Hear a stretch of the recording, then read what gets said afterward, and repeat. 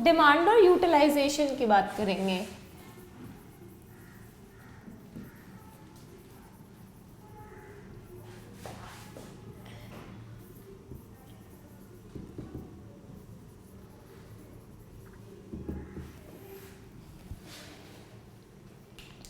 Water demand and utilisation, water की कितनी demand है किस सेक्टर में और उसका यूटिलाइजेशन क्या क्या है।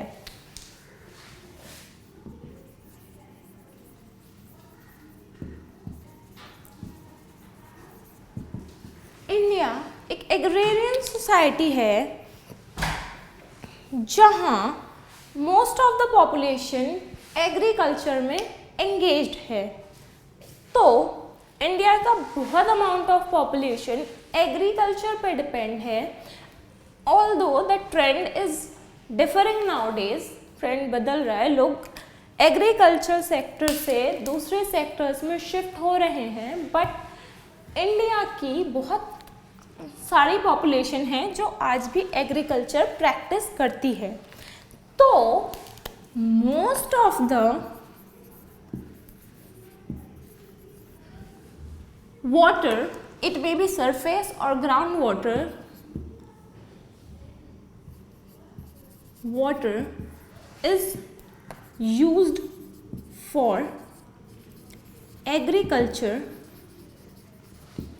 purpose। इंडिया का बहुत amount of water agriculture purpose में जाता है, क्योंकि most of the people are dependent on agriculture and in agriculture अगर हम इरिगेशन लेते हैं तो इरिगेशन के लिए वाटर इज़ रिक्वायर्ड सरफेस या ग्राउंड वाटर। अब हम देखते हैं कि एग्रीकल्चर सेक्टर में जो यूजेज है वो कितना है।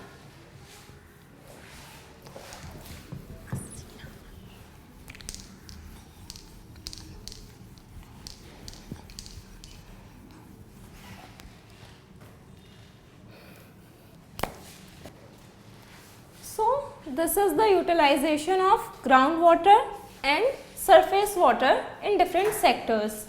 यहाँ पे हम देख सकते हैं कि 89% सरफेस वाटर सिर्फ एग्रीकल्चर पर्पस के लिए यूज़ करा जा रहा है, वहीं 90% ग्राउंड वाटर यूज़ करा जा रहा है एग्रीकल्चर पर्पस के लिए। तो हम देख सकते हैं चाहे वो सरफेस वाटर हो या फिर ग्राउंड वाटर हो, मैक्सिमम परसेंटेज एग्रीकल्चर पर्पस के लिए यूज़ की जा रही है। वहीं अगर हम डोमेस्टिक सेक्टर की बात करें तो 9% सरफेस वाटर जो कंपैरेटिवली हाई है ग्राउंड वाटर से अगर कंपेयर किया जाए तो 3% है। और इंडस्ट्रियल सेक्टर की बात हो तो इंडस्ट्रियल सेक्टर ग्राउंड वाटर ज़्यादा यूज़ कर रहा है in comparison to surface water. तो इससे हम कंक्लूजन निकाल सकते हैं कि maximum amount of water is used for agriculture purpose, that is चाहे वो सरफेस वाटर है चाहे वो ग्राउंड वाटर है।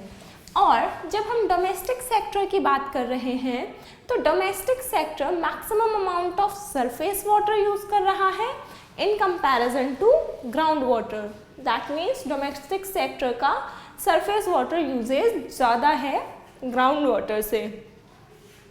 जब हम इंडस्ट्रियल सेक्टर की बात कर रहे हैं तो इंडस्ट्रियल सेक्टर ग्राउंड वाटर ज़्यादा यूज़ कर रहा है in comparison to surface water, that is ground water वो 7% यूज़ कर रहा है, वहीं सिर्फ 2% सरफेस वाटर यूज़ कर रहा है। तो ये था कि यूटिलाइजेशन क्या है। हमने देखा कि डिमांड एग्रीकल्चर सेक्टर में ज़्यादा है, जो हमने इससे पहले बात की कि एग्रीकल्चर सेक्टर में डिमांड ज़्यादा है क्योंकि most of the people are engaged in agriculture.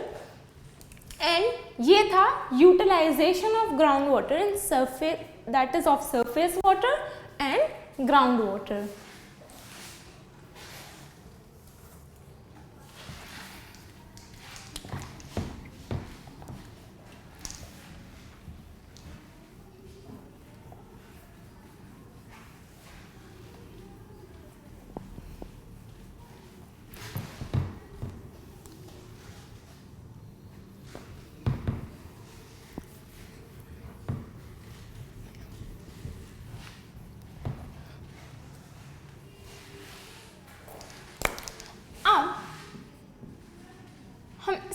specifically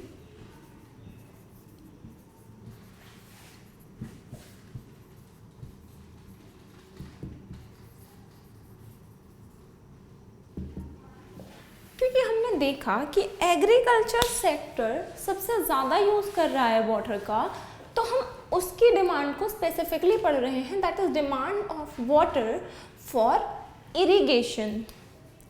सबसे पहली बात,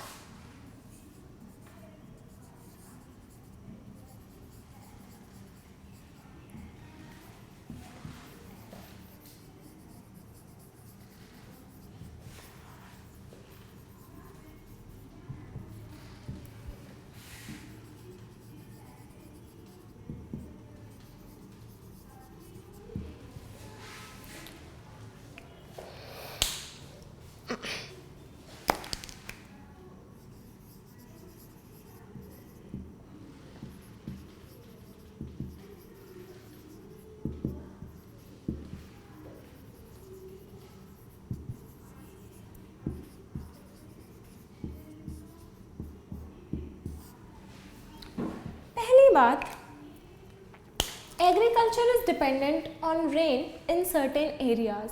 काफ़ी एरियाज ऐसे हैं जहाँ agriculture natural water resource like rain, बाकी भी नेचुरल ही हैं, बट लेकिन रेन पे डिपेंड करता है कुछ एरियाज में, क्योंकि अब ये डिपेंड करता है कि किस एरिया में कितना अमाउंट ऑफ रेनफॉल है। किसी पर्टिकुलर एरिया में बहुत ज़्यादा रेनफॉल हो सकता है, किसी पर्टिकुलर एरिया में बहुत कम रेनफॉल हो सकता है। तो क्योंकि रेनफॉल में वेरिएशंस हैं, इसीलिए लोग, क्योंकि रेन पर डिपेंडेंट हैं, इसीलिए वो इरिगेशन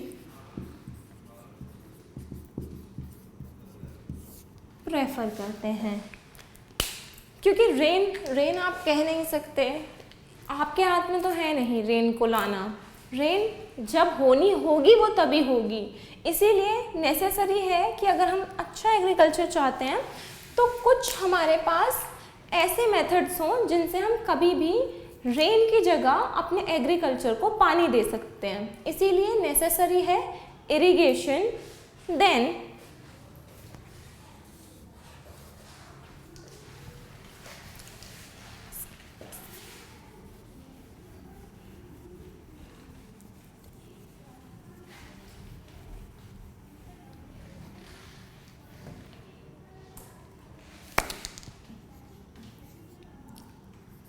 अगर हम स्पेसिफिकली ड्राई एरियाज़ की बात कर रहे हैं, कुछ एरियाज़ ऐसे हैं जहाँ रेनफॉल बहुत कम रिसीव करते हैं, कुछ एरियाज़ ऐसे हैं जो रेनफॉल बहुत कम रिसीव करते हैं, और ड्राई एरियाज़ होते हैं वहाँ ये पॉसिबल नहीं है कि without assured irrigation you can practise agriculture. So dry areas में without assured irrigation it is difficult to continue with agricultural practices. Therefore irrigation is necessary in this way also. इसीलिए उसकी डिमांड ज़्यादा है, क्योंकि dry areas में आप without irrigation अपना agriculture continue नहीं कर सकते, इसीलिए इरिगेशन के लिए डिमांड ज़्यादा है वाटर की। उसके बाद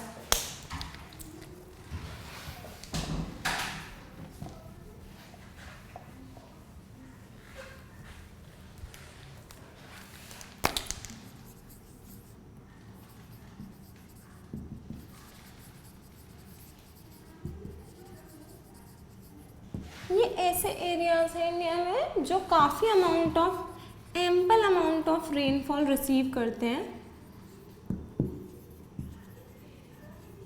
बट इतना रेनफॉल रिसीव करने के बावजूद भी क्या ज़रूरत है इरिगेशन की? Yes, irrigation is required due to breaks in monsoon or delay of monsoon, these type of things due to which irrigation is necessary. Monsoon में ब्रेक हो गया, डिले हो गया, तो आप उस पर डिपेंड नहीं कर सकते। आपकी क्रॉप को मे भी कुछ टाइम, एक पर्टिकुलर टाइम है जब उसे पानी चाहिए, बट उस टाइम मॉनसून नहीं हुआ और बारिश नहीं आई, तो इसलिए भी इरिगेशन ज़रूरी है, डिमांड है वाटर की इरिगेशन पर्पस के लिए, क्योंकि ऐसा है। देन उसके बाद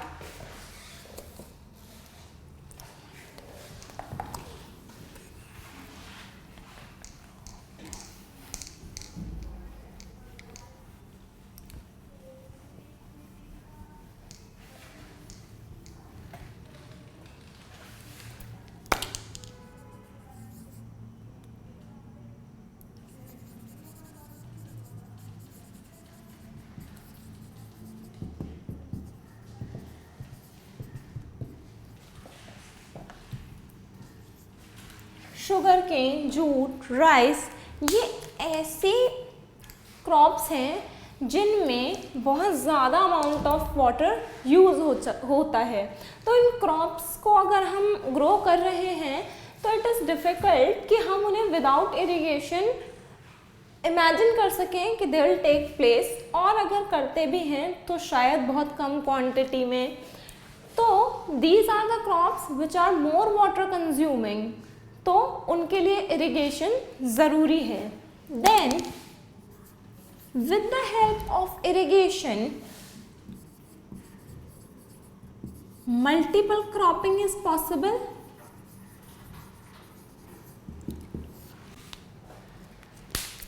इरिगेशन हमें क्यों ज़रूरी है? क्योंकि कुछ क्रॉप्स हैं जिनमें वाटर ज़्यादा चाहिए होता है। Then multiple cropping is also possible with the help of irrigation.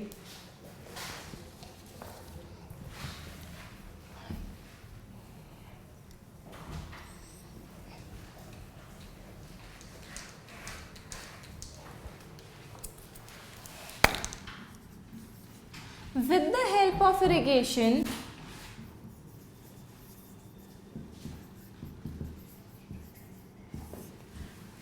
High yield per hectare या पर पर्सन हम अवेल कर सकते हैं, क्योंकि इरिगेशन अवेलेबल है इसलिए। देन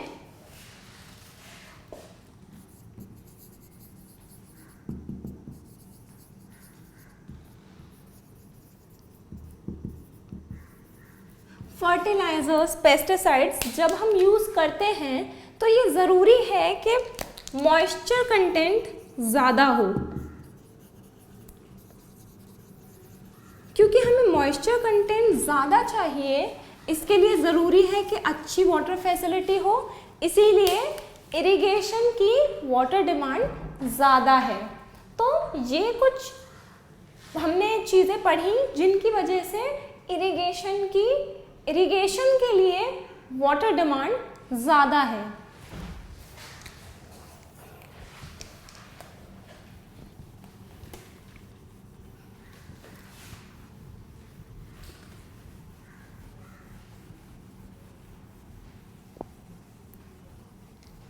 हम इसका एग्जाम्पल देख सकते हैं। Green revolution, Haryana, Punjab, western Uttar Pradesh, जहां ग्रीन रेवोल्यूशन था। क्यों? क्योंकि उस टाइम अच्छा इरिगेशन फैसिलिटी अवेलेबल थी, तभी हम ग्रीन रेवोल्यूशन तक की स्टेज पे पहुंच सके। तो अब डिफरेंट स्टेट्स हैं। अब ग्रीन रेवोल्यूशन में भी 3 स्टेट्स आते हैं, Haryana and Punjab majorly, and some part of western Uttar Pradesh. So अगर हम वहाँ की बात करें तो वो भी लार्ज क्वांटिटी में इरिगेशन के लिए सरफेस और ग्राउंड वाटर का यूज़ कर रहे हैं। तो ये था demand of water for irrigation.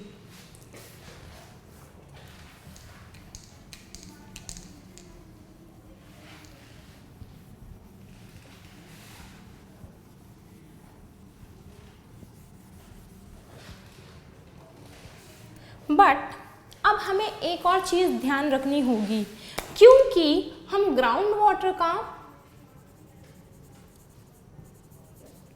Excessive use कर रहे हैं, जिसकी वजह से ग्राउंड वाटर टेबल रिड्यूस हो रही है। ग्राउंड वाटर टेबल मतलब ग्राउंड में जो वाटर अवेलेबल है उसका लेवल नीचे जाता जा रहा है, वो रिड्यूस हो रही है। दूसरा प्रॉब्लम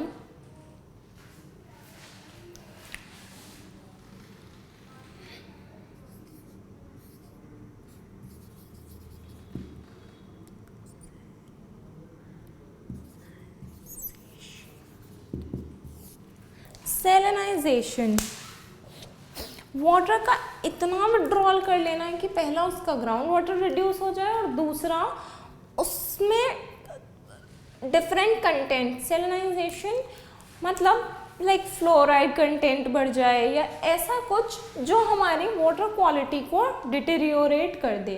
तो ये हमने आप पढ़ा था वाटर डिमांड एंड यूटिलाइजेशन, जिसमें हमने देखा डिमांड एग्रीकल्चर सेक्टर में ज़्यादा है, यूटिलाइजेशन देखा हमने, और हमने स्पेसिफिकली पढ़ा कि वाटर की डिमांड इरिगेशन के लिए क्यों है। इसके साथ हमने अपना water demand and utilisation complete किया। अब हम पढ़ेंगे डिटेरियोरेशन ऑफ वाटर क्वालिटी। हमने ये जान लिया इंडिया के पास कितना वाटर रिसोर्स है, हमने ये जान लिया डिमांड किस सेक्टर में ज़्यादा है और यूटिलाइजेशन किस तरीके से है, और जिस सेक्टर में ज़्यादा है वो क्यों है। अब इतना ग्राउंड वाटर यूजेज हमने देख लिया, अवेलेबिलिटी हमने देख ली, बट हमने मेजरली बात करी थी कि हम वाटर रिसोर्सेज को इसलिए पढ़ रहे हैं क्योंकि वो बहुत ही एसेंशियल रिसोर्सेज हैं, हमारे बेसिक रिसोर्सेज हैं, इसलिए हम उन्हें यहाँ कंसिडर कर रहे हैं। क्योंकि आज प्रॉब्लम आ चुकी है कि ground water, surface water, specially हम अगर कैटेगराइज कर दें इन दोनों को, तो फ्रेश वाटर की अवेलेबिलिटी हमारे पास कम है और in future it is possible कि हमें वाटर स्कैरसिटी फेस करनी पड़े। इसीलिए हम चाहते हैं कि हम जान लें कि प्रॉब्लम्स क्या हैं, जो वाटर रिसोर्सेज में प्रॉब्लम्स हैं वो क्या हैं, क्यों हैं, और देन कुछ स्टेप्स ले सकें जिनसे हम वाटर कंजर्व कर सकें, ताकि हम फ्यूचर जनरेशन में भी वाटर रिसोर्स को कंटिन्यू कर सकें।